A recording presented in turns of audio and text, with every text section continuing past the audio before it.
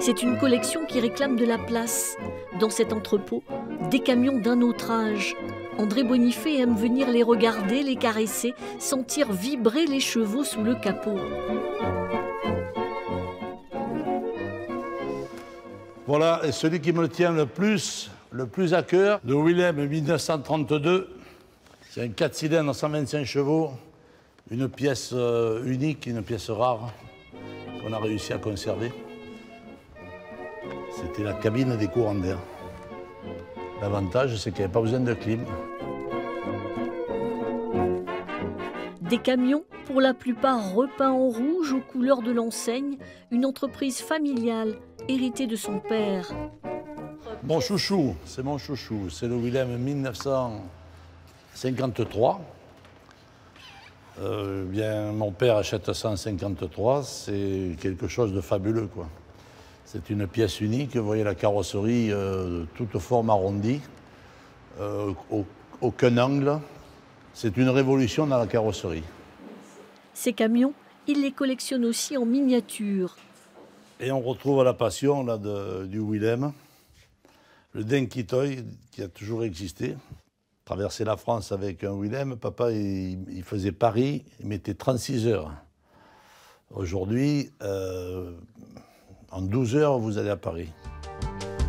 Voilà, je vous attends au petit musée. Les vélos, c'est la deuxième passion d'André Bonifay. Il en a fait un musée. Champion du Var en 1961, il a frôlé la même année la récompense suprême. Voilà mon premier vélo. Là, j'ai que 15 ans.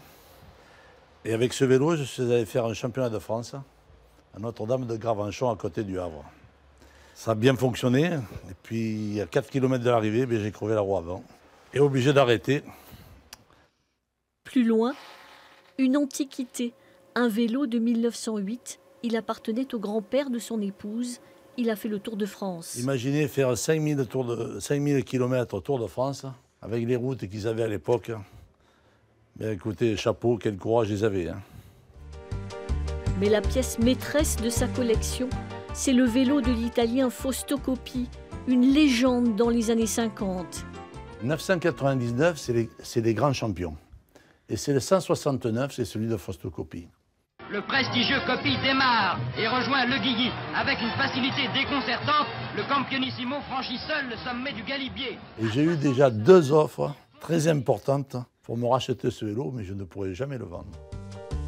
Sur les murs, des photos, des rencontres avec des coureurs comme Anquetil, Poulidor, devenu un ami.